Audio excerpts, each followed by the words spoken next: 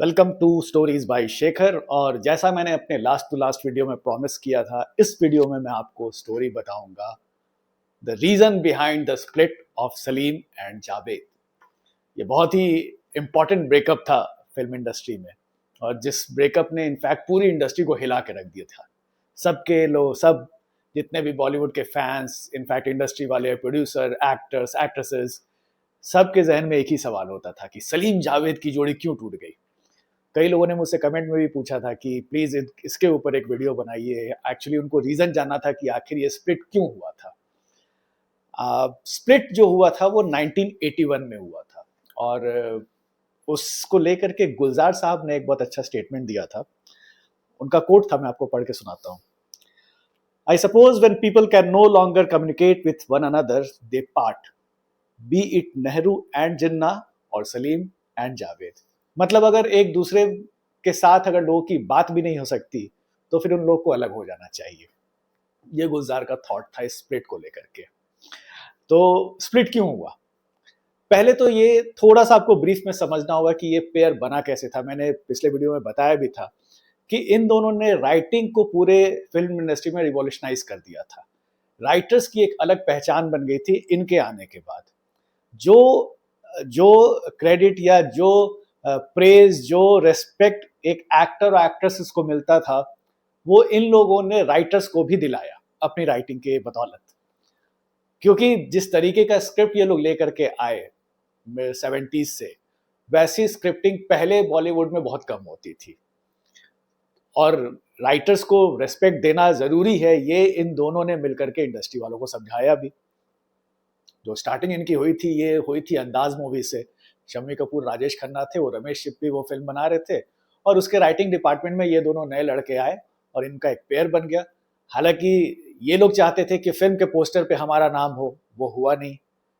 पहले की 3-4 फिल्म में वो क्रेडिट नहीं मिला। क्रेडिट रोल में रहता था लेकिन पोस्टर पे इनके नाम नहीं होते थे। अंदाज में नहीं था, सीता और गीता में नहीं था, हाथी मेरे साथी में नहीं था। तो इन्होंने सोचा कि हमें कुछ अलग करना पड़ेगा और हमारा नाम भी फिल्म में डायरेक्टर या एक्टर के नाम के जस्ट नीचे आना चाहिए। तो जब इन्होंने जंजीर लिखी और वो जब रिलीज हुई, तो इनकी शर्त यही थी कि पोस्टर पे हमारा नाम होना चाहिए। हालांकि जब रिलीज हुई तो फिल्म के पोस्टर पे इनका नाम तब भी नहीं था। तो इन दोनों ने पेंटर को पकड़ के पूरी बॉम्बे इंडस्ट्री, बॉम्बे सिटी में जितने पोस्टर्स छपे थे जंजीर के, उस पे किसी पेंटर से जाकर के जबरदस्ती लिखवा दिया, स्टेंसिल से, रिटन बाय सलीम जावेद। और उसके बाद फिर लोगों में भी क्यूरियोसिटी हो गई कि आखिर ये सलीम जावेद कौन है। तो धीरे धीरे फिर पता चला, अच्छा इन्होंने अंदाज लिखा था, हाथी मेरे साथी लिखे थे, और अब जंजीर लिखे। और उसके बाद फिर पोस्टर पे भी इनके नाम आने लगे, चाहे वो मजबूर हो, डॉन हो, दीवार हो, शोले हो, ये सारी चीजें थी। और एक टाइम ऐसा लग रहा था कि यही दोनों जो है वो फिल्म इंडस्ट्री को रूल करते हैं। कई सारे एक्टर्स से, अगर आप, जैसे एक सीरीज है, एक डॉक्यूमेंट्री जैसा है, उसमें जया बच्चन ने बताया था कि ये दोनों बिल्कुल स्पॉइल्ड ब्रैट हो गए थे एक टाइम पे। ऐसा लगता था कि ये दोनों इंडस्ट्री को रूल कर रहे हैं, घमंडी हो गए थे। अगर हमारी कहानी नहीं चलेगी तो किसी की नहीं चलेगी। और वो लिख करके देते थे कि ये फिल्म हिट होगी। ट्रेड मैगजीन में ऐड दे देते थे। जैसे शोले जब पहले 3 वीक में नहीं चली थी तो इन्होंने ऐड दिया था कि वी आर गारंटिंग कि this movie is going to earn crore in every territory, और वो हुआ भी। तो इस तरह कॉन्फिडेंस था इनको अपने राइटिंग पे। जब ईमान धर्म फ्लॉप हुई, जब जो इन्होंने फिल्म लिखी थी, और बहुत कुछ दाव पे था उसमें, क्योंकि बहुत दिनों के बाद इन्होंने कोई स्क्रिप्ट लिखी थी, और ईमान धर्म जब रिलीज हुई तो इन्होंने कहा था कि this is going to be our reply to our critics and all, और वो फिल्म हो गई फ्लॉप। तो वो जब फिल्म फ्लॉप हुई थी तो इंडस्ट्री में बहुत सारे लोगों ने पार्टी मनाया था कि सलीम जावेद की फिल्म फ्लॉप हो गई। क्योंकि आप जब ज्यादा राइज करते हो तो आपके दुश्मन भी बहुत ज्यादा हो जाते हैं। तो ये सारी चीजें इनके साथ होते रहती थी। लेकिन स्प्लिट की वजह क्या थी? आपको याद होगा कि जो लेट 70s से सलीम जावेद की फिल्में जो थी, डॉन के बाद से, in fact to be precise, Don के बाद से इनकी जितनी भी कहानियां थी, जितने भी स्क्रिप्ट इन्होंने लिखी, वो थोड़े से आउटडेटेड होने लगे थे, जेडेड थे। और वो एक ही फॉर्मूला को बार बार रिपीट कर रहे थे। अगर आप देखो तो जैसे दोस्ताना है, दोस्ताना हिट मूवी है, उसमें कोई डाउट नहीं है। लेकिन दोस्ताना की कहानी कहीं से भी उस लेवल की नहीं है जैसी जंजीर थी, या त्रिशूल, डॉन, या शोले थी, या दीवार थी। क्रांति इन्होंने लिखी, वो इनकी मतलब सबसे कमजोर स्क्रिप्ट कही जाती है, हालांकि वो फिल्म भी ब्लॉकबस्टर थी, लेकिन कहीं से भी उसके ना कोई डायलॉग मेमोरेबल है, ना कोई सीन उस तरह का मेमोरेबल है, हालांकि फिल्म हिट थी। तो क्रिटिक्स कहने लगे थे कि अब इनकी कहानी में वो दम नहीं है, वो बात नहीं है। Last nail in the coffin जब शक्ति रिलीज हुई, शक्ति देख करके, जैसा मैंने एक वीडियो बनाया था, शक्ति बहुत अच्छी फिल्म है, बहुत बेहतरीन फिल्म है। कमर्शियली वो बहुत ज्यादा सक्सेसफुल नहीं थी, और उसके पीछे रीजन यही था कि सबने कहा कि शक्ति वही है जो दीवार थी। दीवार में दो भाई जो थे वो शक्ति में बाप और बेटे हो गए, तो आप नया कुछ नहीं दे रहे हो हमें। शान लिखी थी, शान फ्लॉप हो गई थी, तो इनके कहानियों में नयापन नहीं आ रहा था। उसकी दो तीन वजहें थी। एक तो 75 के बाद से, शोले जब से रिलीज उसके बाद से इन दोनों के पर्सनल लाइफ में बहुत सारे उथल पुथल, अप्स एंड डाउन्स आ रहे थे। जावेद अख्तर की शादी हुई थी हनी ईरानी से सीता और गीता रिलीज के बाद, और जिस वक्त जावेद अख्तर की शादी हुई थी, सलीम जावेद ऑलरेडी शादीशुदा थे और सलमान खान उस वक्त करीब 8 साल के थे। तो एक तो इन दोनों में एज गैप बहुत ज्यादा था।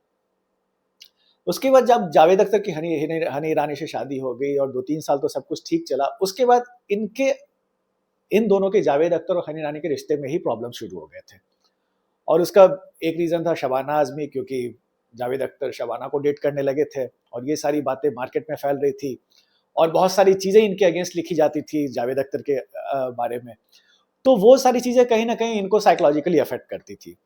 Same with Salim Khan. सलीम खान की भी शादी सलमा से हुई थी, जिनके की बेटे हैं सलमान खान और बाकी जो भी तीनों हैं, लेकिन उन्होंने हेलन से शादी की, और उनके अपने पर्सनल लाइफ को लेकर के बहुत सारी बातें मीडिया में छपती थी, और ये सारी चीजें जो गॉसिप कॉलम में जो बातें छप रही थी, वो कहीं ना कहीं इन दोनों के प्रोफेशनल लाइफ को अफेक्ट कर रही थी। ये नया कुछ सोच नहीं पा रहे थे, क्योंकि अपने पर्सनल लाइफ में ही इतना ज्यादा टर्मोइल था। ऊपर से क्या हुआ कि इन दोनों में जो एज डिफरेंस था, सलीम साहब जो थे जावेद अख्तर से करीब 10 साल बड़े थे। तो जब आप पॉपुलर होने लगते हो तो आपके धीरे धीरे फ्रेंड सर्कल भी बढ़ते हैं। तो सलीम खान के उनके एज के फ्रेंड्स और बनने लगे, जावेद अख्तर के उनके एज ग्रुप के फ्रेंड्स बनने लगे, और ये जो फ्रेंड सर्कल्स जो इनके बने, इन सर्कल्स ने कहीं ना कहीं इन दोनों के कान भरने शुरू कर दिए। जावेद साहब से कहा जाने लगा कि असली राइटर तो आप ही हो, सलीम साहब तो कुछ भी नहीं है। सलीम खान को यह कहा जाने लगा कि वो जावेद तो बच्चा है, तुमसे 10 साल छोटा है, और जो पूरी स्क्रिप्ट है इसमें तो सारा मेहनत तुम्हारा दिख रहा है, उसका कुछ नहीं है। हालांकि कभी भी इन दोनों ने ये बात नहीं बताई, इनकी जितनी भी स्क्रिप्ट आप उठा के देख लो, कभी भी इन्होंने मीडिया में ये बात नहीं कही है कि ये डायलॉग मैंने लिखा था या ये सीन मैंने लिखा था। ये दोनों एक टीम की तरह काम करते थे। लेकिन इनके जो वाइडर फ्रेंड सर्कल्स जो बने, उन लोगों ने इनके कान भरने शुरू किए। और ये सारी बातें मैं अपने मन से नहीं कह रहा हूँ, ये बातें खुद जो सलीम जावेद की किताब है उसमें इन दोनों ने ये बातें मानी है कि ऐसा हुआ था। उसके बाद क्या हुआ कि एक तो पर्सनल लाइफ में टर्मोइल, ऊपर से जो फ्रेंड सर्कल थे वो इनके बारे में कान भरने लगे एक दूसरे पे, एक दूसरे के खिलाफ। और क्या हुआ कि जावेद अख्तर थोड़े एम्बिशियस भी थे, उन्हें पोएट्री का शौक था, वो जान निसार अख्तर के बेटे थे और उन्हें कहानियों के साथ साथ शेरो शायरी का भी शौक था। तो उन्होंने सोचा कि मैं एज अ लिरिसिस्ट भी अब हाथ आजमाता हूँ। कहानी तो मैं लिख ही रहा हूँ, स्क्रीन प्ले डायलॉग्स वगैरह तो मैं स्टोरी तो लिख ही रहा हूँ, कुछ नया भी ट्राई करता हूँ। तो उन्होंने एक बार सलीम साहब से कहा कि हमें काम करना चाहिए, सलीम जावेद की कहानी बिकती है, अब हम कंप्लीट पैकेज बेचेंगे, written by Salim Javed film and lyrics by Salim Javed. Salim Khan ने इस बात का ऑब्जेक्शन किया, बोला कि देखो गाने मैं नहीं लिखता हूँ, पोएट्री का शौक तुमको है और तुम गाने लिखते हो, तो अगर तुमको गाने लिखने हैं तो मेरे नाम के साथ गाने मत लिखो कि Salim Javed has written this song, वो नहीं होगा। जब मेरा कोई कंट्रीब्यूशन ही नहीं है तो मैं फिर इसको लेकर के अपना नाम क्यों दूं? लिरिक्स बाय जावेद अख्तर ही आना चाहिए, मेरा नाम नहीं आना चाहिए।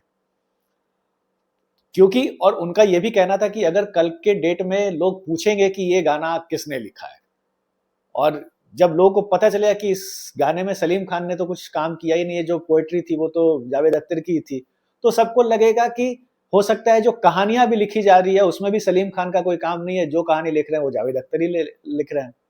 तो जिस चीज में मेरा कंट्रीब्यूशन नहीं है उसके लिए मैं क्रेडिट नहीं लेना चाहूंगा। ये बिल्कुल सलीम खान क्लियरली ये बात उन्होंने जावेद अख्तर को कही। और ये बात तब है जब सिलसिला के लिए पहली बार जावेद अख्तर ने गाना लिखा था। फिर क्या हुआ, उसके बाद एक जो सबसे बड़ा जो रीजन हुआ इन दोनों के स्प्लिट का, वो ये था कि एक फिल्म थी नास्तिक, एक फिल्म थी अमिताभ बच्चन की थी, और वो उस फिल्म को प्रमोद चक्रवर्ती डायरेक्ट कर रहे थे।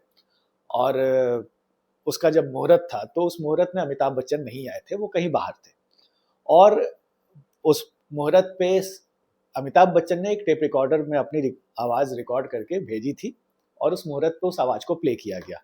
और जब अमिताभ बच्चन की आवाज़ प्ले हुई वहाँ पे, तो सबने बड़े ध्यान से सुना, और उनकी बातों को बहुत ही एकदम बिल्कुल पिन ड्रॉप साइलेंस था, और जो भी अमिताभ बच्चन उस टेप रिकॉर्डर में बोल रहे थे वो सब सुन रहे थे। तो सलीम जावेद दोनों को लगा कि यार सिर्फ अमिताभ बच्चन की आवाज़ से ही अगर इतनी इंटरेस्ट लोगों में जग गई है कि लोग वो क्या बोल रहे हैं सुन रहे हैं, तो एक अगर ऐसी फिल्म बनाई जाए जिसमें कि हीरो दिखाई ना दे, सिर्फ उसकी आवाज़ हो, तो ये एक नया कॉन्सेप्ट होगा, अलग सा होगा, और इसे हम साइंस फिक्शन की तरह बनाएंगे। ये बात मैं मिस्टर इंडिया की कर रहा हूँ। तो सलीम जावेद ने सोचा कि इस आइडिया को लेकर के हम लोग अमिताभ बच्चन से मिलते हैं। और ये जो है, ये बात मैं बता रहा हूँ कि ये जो पूरी चीजें हुई थी, ये एक मराठी बुक है, यही रंग यही धूप। इसे लिखा था जर्नलिस्ट अनीता पांडे ने। उन्होंने इस बुक को लिखते समय सलीम खान से इंटरव्यू भी लिया था, और फिर उनसे बहुत डिटेल में बात की थी।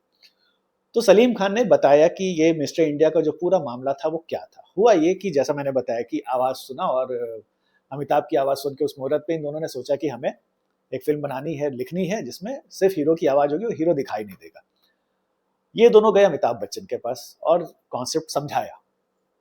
अमिताभ बच्चन ने कहा कि नहीं, उन्होंने फिल्म करने से मना कर दिया। उन्होंने कहा कि नहीं, मेरी आवाज़ ठीक है, वो है, लेकिन लोग मुझे देखने आते हैं सिनेमा हॉल में, और अगर मैं नहीं रहूंगा तो लोगों को पसंद नहीं आएगा, और ये मेरे इमेज के साथ नहीं जाएगी फिल्म। तो ये बात जब कही अमिताभ बच्चन ने कहा, उसके बाद फिर सलीम जावेद वापस आने लगे उनके घर से। तो रास्ते में जावेद अख्तर ने सलीम खान से कहा कि अब आज के बाद हमें अमिताभ बच्चन के साथ काम नहीं करना चाहिए, क्योंकि उसने एक तरह से हमारा इंसल्ट किया है। हमने ही उसे बनाया है, एंग्री यंग मैन उसे हमने ही बनाया था, और आज वो हमें ही इनकार कर रहा है। सलीम खान ने इसके जवाब में जावेद अख्तर से कहा कि नहीं, वो एक स्टार हैं, और वो with in his right he can say कि भाई उनको चूज करने का हक है। अगर वो कन्विंस नहीं है तो ठीक है, हम किसी और हीरो के साथ काम कर लेंगे, लेकिन वो ये नहीं कहे कि आज के बाद हम कभी अमिताभ बच्चन के साथ नहीं काम करेंगे। ये प्रोफेशनली गलत होता। ये बात सलीम खान ने जावेद अख्तर को कही, और ये बात सलीम खान ने इंटरव्यू में भी उस बुक में बताया। उसके बाद क्या हुआ, कुछ दिन के बाद होली पार्टी थी अमिताभ बच्चन के घर पे। वहां पे सलीम खान नहीं गए थे, वहां जावेद अख्तर गए थे उस होली पार्टी में। और जावेद अख्तर ने अमिताभ बच्चन से ये कह दिया कि सलीम खान कह रहे हैं कि अब हमें हमें यानी सलीम जावेद को अमिताभ के साथ काम नहीं करना चाहिए। ये बात अमिताभ को बुरी लगी, और फिर ये बात फैल गई कि ऐसा ऐसा सलीम खान ने कहा है। और ये जब फैल गई बात, तो समहाउ किसी से होते होते सलीम खान के कान में पड़ी कि ऐसा जावेद ने कहा है मेरे बारे में, जबकि मैंने तो बोला भी नहीं था। मैंने तो यही कहा था कि हमें करना चाहिए, जबकि ये प्रपोजल तो जावेद का था। तो इस बात से सलीम खान नाराज थे। और उन्हीं दिनों क्या हुआ, 21 जून 1981 को सलीम खान गए जावेद अख्तर के, जुहू में उनका घर है, वहां गए, किसी प्रोजेक्ट से रिलेटेड बात कर रहे थे। सुबह में गए और शाम तक वहां पे ब्रेनस्टॉर्मिंग हुई, प्रोजेक्ट्स जो जिस भी कहानियों पे वो लोग काम कर रहे थे उस पर बात हुई। उसके बाद शाम को जावेद अख्तर ने कह दिया उनसे कि हमें लगता है कि अब हमें अलग अलग काम करना चाहिए। तो सलीम खान ने जावेद अख्तर से कहा कि थोड़ा सा तो उन्हें शॉक लगा ही ऑब्वियसली। उन्होंने कहा कि अगर तुम ये बात कह रहे हो तो तुम बहुत सोच समझ के कह रहे होगे, और अगर तुम ये बात कह रहे हो और तुमने सोच समझ के कहा है, तो फिर मैं कुछ भी कहूंगा तो तुम उस बात को मानोगे नहीं। तो अगर तुमने डिसीजन ले लिया है कि हमें साथ नहीं काम करना है, तो मैं तुम्हारे डिसीजन का रेस्पेक्ट करता हूँ, ठीक है, लेट्स स्प्लिट। सिर्फ इतनी बात हुई। उसके बाद फिर सलीम खान जाने लगे।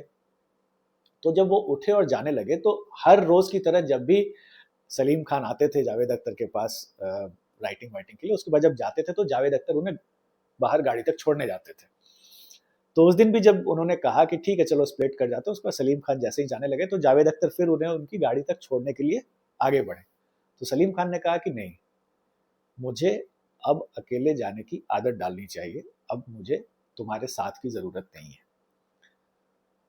और उसके बाद वो ये डेट जो मैंने बताया कि 21 जून 1981 को ये चीज़ हुआ था, ये बात ये सलीम खान ने ही इनफैक्ट बताया था मीडिया में। उसका रीज़न भी है, वो डेट उन्हें क्यों याद था? वो इसलिए था क्यों उस दिन हेलेन जो उनकी वाइफ जो थी, उनकी मदर की तबीयत बहुत खराब थी और सलीम खान को उनकी मदर से मिलने जाना था। और शाम होते-होते उसी दिन क्या हुआ कि हेलेन की माँ की डेथ हो गई। तो सलीम खान एक तो जावेद अख्तर से स्प्लिट होकर के आए ही थे, उसके बाद फिर घर पहुंचे, फिर ये हो गया कि उनकी मदर की डेथ हो गई है हेलेन की। तो ये इन सब चीज़ों में बिजी हो गए, फ्यूनरल और फिर जो भी पोस्ट डेथ जो भी चीज़ें होती है उनमें वो बिजी हो गए। जहाँ हेलेन की माँ रहती थी वहाँ लेके चले गए उन्हें, और जो भी पूरा क्रियाक्रम जो होता है वो सब करने के बाद तो वो बॉम्बे से बाहर थे। इस बीच क्या हुआ कि जावेद अख्तर ने ये बात मीडिया को बता दी कि हम अब अलग हो गए। तो ये बहुत बूम कि सलीम जावेद का स्प्लिट हो गया, ये बातें पूरी इंडस्ट्री में फैल गई। अब सलीम खान तो बिजी थे उधर फ्यूनरल और वो सब चीज़ों में, क्रियाक्रम में। उसके बाद जब वो वापस बॉम्बे आए तो इनका फ़ोन खूब बजने लगा और सब सवाल पूछने लगे, तो ये थोड़े शॉक भी हो गए कि अरे यार, ये बात मीडिया में कैसे चली गई? तो इनको इस बात का बुरा लगा। अब इन्हीं दिनों क्या हुआ कि जो स्प्लिट हुआ, उसको जावेद अख्तर ने बड़े स्मार्टली हैंडल किया, क्योंकि वो ऑलरेडी बहुत सारे प्रोड्यूसर, डायरेक्टर के साथ लिरिक्स अपने सॉन्ग राइटिंग के प्रपोजल को लेकर के बात कर रहे थे, तो बहुत सारे डायरेक्टर और प्रोड्यूसर ने इन्हें साइन कर लिया था। जैसा मैंने पहले ही वीडियो बनाया बेताब के लिए या सागर के लिए, रमेश सिप्पी, यश चोपड़ा, सब इनके साथ काम कर लिए उस वक्त, सबने इनको हायर कर लिया था। सलीम खान से अभी तक किसी की बात नहीं होती, क्योंकि सलीम खान तो किसी और चीज में बिजी थे। तो जब वापस आए और ये जब पता चला कि अरे जावेद तो दूसरे दूसरे के साथ काम करना भी स्टार्ट कर दिया है, और मेरे से भी सब लोग सवाल पूछ रहे हैं कि क्या हुआ, आप कैसे अलग हो गए, ये वो करके, तो उस वक्त Salim Khan right state of mind में नहीं थे। तो वो क्या हुआ कि सलीम खान एक ब्रेक लेकर के लंदन चले गए कि मुझे अभी थोड़ा अपने आप को संभालना है और मैं अभी इस कचरे से बाहर निकलना चाहता हूँ। तो वो लंदन चले गए हेलन को लेकर के। लंदन में कुछ दिन तक थे वो, 1-2 साल। वहां पे इनकी लाइफ ठीक ठाक चल रही थी, वो हैसल से दूर थे। और फिर एक दिन क्या हुआ कि किसी ने लंदन में ही उन्हें सलीम खान ना कह करके उन्हें हेलन का हस्बैंड बताया कि ये जो है ये हेलन के हस्बैंड है। तो ये बात सलीम खान को लगी कि अरे यार, लोग मेरी पहचान भी भूल गए क्या कि मैं सलीम खान हूँ, और मुझे अब हेलन का हस्बैंड कह करके संबोधित किया जा रहा है। तो उन्होंने डिसाइड किया कि नहीं, अब टाइम आ गया लंदन बॉम्बे वापस लौटना है और फिर से काम स्टार्ट करना है। तो वापस आए बॉम्बे। वापस मुंबई आने के बाद उन्हें लगा कि मैं वापस आऊंगा तो प्रोड्यूसर डायरेक्टर आ जाएंगे जैसे पहले भी आते थे मेरे घर पे काम के लिए। लेकिन इंडस्ट्री बदल गई थी उस बीच में। तो जब वापस आए तो कोई इनसे ना बात करे ना कुछ। तो एक सलमान खान ने ये बात कही थी एक इंटरव्यू में कि वो ऐसा टाइम था कि जब सलीम जावेद साथ में काम करते थे तो हमारे घर का फोन हमेशा बजते रहता था। और रात को जब पापा, जो उनके फादर है सलीम खान, वो जब भी अपना ड्रिंक्स वगैरह बनाते थे तो वो फोन के रिसीवर को उठा के नीचे रख देते थे कि अब कोई फोन ना करे, डिस्टर्ब ना करे। और उसके बाद एक ऐसा टाइम आ गया कि जब इनकी फोन की घंटी बजती ही नहीं थी, और बार बार फोन उठा के चेक करते थे सलीम खान की यार ये फोन खराब तो नहीं हो गया। तो बहुत ही थोड़ा टफ टाइम था फाइनेंशियली भी उस वक्त, क्योंकि पैसे नहीं आ रहे थे, काम नहीं था। तो और सलमान और अरबाज उस वक्त काम करना स्टार्ट भी नहीं किया था। तो थोड़ा टफ टाइम से सलीम खान गुजर रहे थे। उधर जावेद अख्तर ने कहानियां भी लिखनी चालू कर दी थी और लिरिक्स भी लिखना चालू कर दिया था। इस बीच में कुछ कुछ इंटरव्यूज हुए कि सलीम खान ने भी मीडिया से बात की, जावेद अख्तर ने कभी भी, हालांकि इन दोनों ने एक दूसरे के बारे में कुछ उटपटांग बातें नहीं की। एक इंटरव्यू था उसमें सलीम खान ने दिया था, ये स्टारडस्ट को इंटरव्यू दिया था। उसमें सलीम खान ने कहा था कि द बिटर हाफ कॉन्फेस और स्प्लिट वॉज नॉट म्यूचुअल। हम दोनों ऐसे, मतलब ये सोच के एक दूसरे से अलग नहीं हुए थे, और दोनों का वो कलेक्टिव डिसीजन नहीं था। डिसीजन जो है वो जावेद का ही था, मैंने प्रपोज नहीं किया था। ये सारी बातें थी। और पहले तो सलीम खान ने बोला भी कि नहीं कोई बात नहीं, अच्छा है, हम दोनों आज भी फ्रेंड हैं। फिर कुछ दिन के बाद एक और इंटरव्यू हुआ, उसमें थोड़ा सा उन्होंने बोला कि मैं पैचअप भी नहीं करना चाहता अब जावेद अख्तर से, और जो है वो सो है, और मुझे इन बातों से कोई फर्क नहीं पड़ता। उसके बाद लेकिन क्या हुआ कि सलीम खान को काम की तलाश थी, और अच्छे अच्छे प्रपोजल इनके पास आ नहीं रहे थे। तो उस बीच में नाम फिल्म के लिए महेश भट्ट इनसे मिले। उनके पास जो कहानी थी दो भाइयों की, उसका स्क्रीन प्ले लिखवाने के लिए महेश भट्ट, राजेंद्र कुमार आए सलीम खान से मिलने, क्योंकि उन्हें ही पता था कि सलीम खान भी कुछ अच्छा लिखना चाह रहे हैं इस समय, क्योंकि उनके पास अभी काम नहीं है और वो अपने आप को प्रूव करना चाहते हैं। तो महेश भट्ट, राजेंद्र कुमार और कुमार गोविंद के पास आया और बोला कि भाई एक कहानी है ऐसी स्क्रीन पे लिखने के लिए। और जो स्टोरी थी इनके पास महेश भट्ट की, उसको बहुत अच्छे से ट्विस्ट करके इन्होंने नाम की कहानी लिखी, और नाम फिल्म जब बनी तो हिट हुई, और उसने एक तरीके से सलीम जावेद को दोबारा से एक नई जिंदगी दी कि अभी भी मैं हूँ कुछ, और ये नहीं है कि हमारा जो पेयर था, क्योंकि उस दौरान 81 से लेकर के 85 के बीच में जावेद अख्तर की कुछ फिल्में आ भी गई थी, जैसे बेताब हिट हो गई थी, अर्जुन हिट हो गई थी, सागर बन चुकी थी, मेरी जंग आ चुकी थी, हालांकि मशाल भी आई थी। तो ये साथ तो जावेद अख्तर के तो काम चल रहे थे, सलीम खान बिल्कुल ही आउट ऑफ मार्केट थे। तो जब नाम से एक तरह का कमबैक किया सलीम खान ने, तो सबको लगा कि नहीं चलो ठीक है, अलग अलग भी दोनों अच्छा काम कर सकते हैं। लेकिन ये जो काम जो था, ये बहुत ज्यादा इनका ज्यादा मतलब कंटिन्यू नहीं कर पाया, क्योंकि उसके बाद जितनी भी कहानियां इन दोनों ने लिखी, सागर के बाद आप समझ लो, तो जैसे या नाम के बाद सलीम खान ने जितनी भी फिल्में लिखी सब फ्लॉप ही रही। उधर अर्जुन और सागर के बाद जितनी फिल्में जावेद अख्तर ने लिखी, वो सब के सब फ्लॉप होने लगी। डकैत भी नहीं चली, मैं आजाद हूं नहीं चली, और भी बहुत सारी फिल्में थी। सलीम खान की भी जितनी फिल्में थी, तूफान लिखी इन्होंने, वो नहीं चली, अकेला लिखी, वो नहीं चली। और मतलब एक क्रिटिक्स भी कहने लगे कि लगता है शायद इनका मैजिक खत्म हो चुका था, और अगर ये लोग अगर साथ में भी रहते तो कुछ बहुत कमाल के लिए कहानियां ये लोग नहीं लिख पाते 80s के दौर में। हालांकि अमिताभ बच्चन का मानना कुछ अलग था, क्योंकि इनके स्प्लिट से सबसे ज्यादा जो इफेक्ट, जो प्रॉब्लम हुई थी, वो अमिताभ के करियर को हुई थी, क्योंकि इन दोनों ने ही मिलकर के एंग्री यंग मैन को क्रिएट किया था, और इनके स्प्लिट के बाद अमिताभ बच्चन ने जितनी फिल्में की, वो जादू नहीं कर पाई जो कि 70s में होती थी। आपको याद ही होगा जितनी भी फिल्में आई थी, ये अजूबा, अकेला, जादूगर, तूफान, और कौन कौन सी दुनिया भर की, आज का अर्जुन, इंद्रजीत, तो उनको उनको भी अच्छी कहानियां नहीं मिल रही थी। तो और ये अमिताभ बच्चन ने कहा कि it was a big loss for me in fact, कि सलीम जावेद अलग हो गए। अब नॉस्टैल्जिया जिनको ज्यादा है वो तो कहते हैं अरे नहीं नहीं, सलीम खान जावेद एक साथ रहते तो अच्छी अच्छी कहानियां आती। लेकिन जिस तरीके की कहानी ये लोग ने लिखना स्टार्ट कर दी थी, स्टार्टिंग में तो कुछ कहानियां जावेद अख्तर की अच्छी थी, और जब नाम लिखा सलीम खान ने तो वो भी अच्छी थी, लेकिन उसके बाद करिश्मा कुदरत का, और इनफैक्ट अपने बेटे की जो फिल्म लिखी पत्थर के फूल, वो भी नहीं चली, मझधार लिखी, वो भी नहीं चली।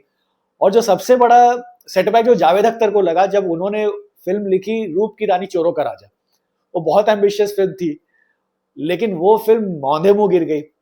उसके सेटबैक से निकल भी नहीं पा रहे थे कि उन्होंने एक और फिल्म की कहानी लिखी थी प्रेम, संजय कपूर वाली, वो और भी बड़ी फेलियर। एक तो उसमें पुनर्जन्म की कहानी थी, और वो ऐसे टाइम पे आई थी जब करण अर्जुन जिस साल रिलीज हुई थी, तो कितना पुनर्जन्म की कहानी लोग देखेगा। तो प्रेम फ्लॉप हो गई, और उधर सलीम खान की मझधार वगैरह फ्लॉप हो गई। तो फिर इन दोनों ने सोचा कि यार अब कहानी लिखना छोड़ ही देते हैं। तो सलीम खान ने तो बिल्कुल ही रिटायरमेंट ले लिया। हालांकि जावेद अख्तर लिरिक्स लिखते रहे, गाने लिखते रहे।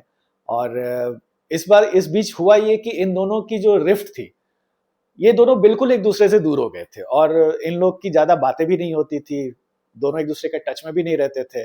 और मतलब जो किसी किसी जमाने में जो दोनों साथ में दिन भर रहना, और साथ में कहानियां लिखना, साथ में फिल्में देखना, साथ में पार्टी करना, वो एक ऐसा टाइम आया जब दोनों बिल्कुल ही अलग हो गए, और फिर दोनों की ना बातें होती थी, दोनों एक दूसरे के बारे में भी बात नहीं करते थे।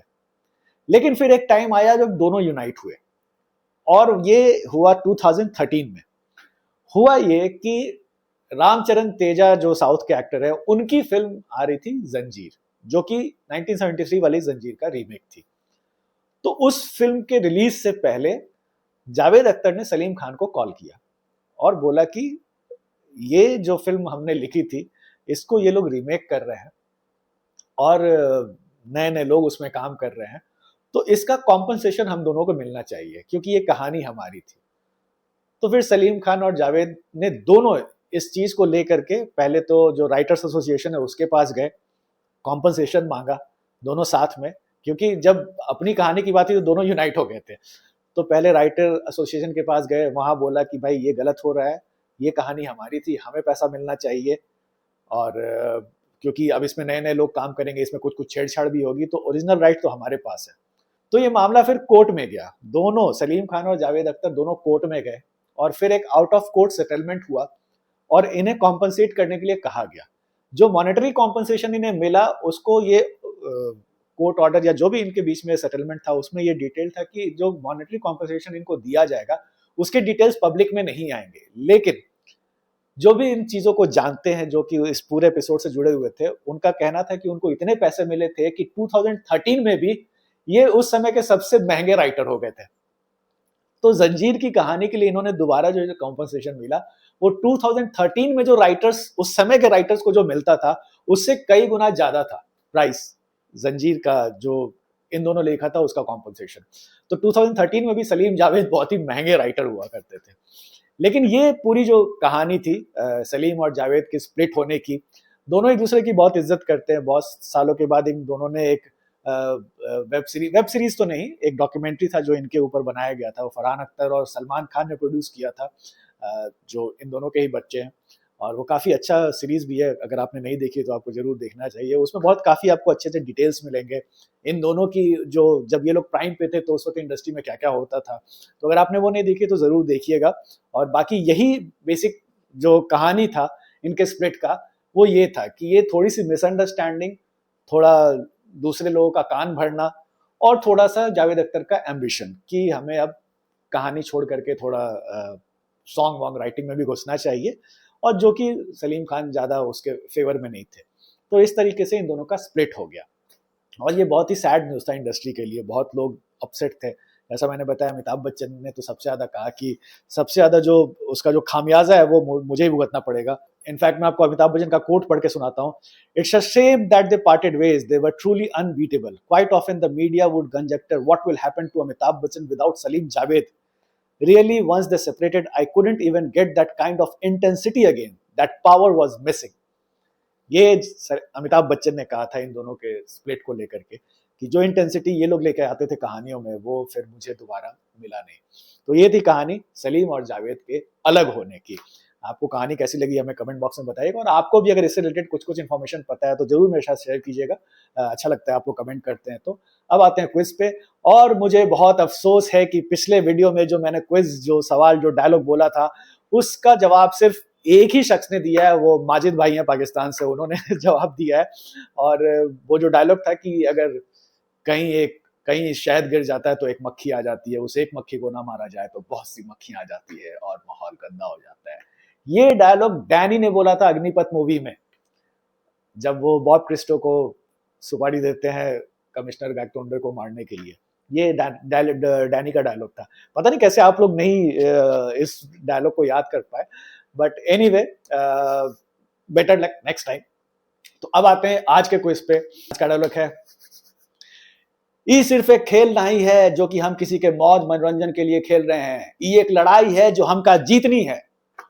चलिए बताइए किस फिल्म का डायलॉग है। काफी आसान है वैसे। मिलते हैं नेक्स्ट एपिसोड में। Thanks for watching.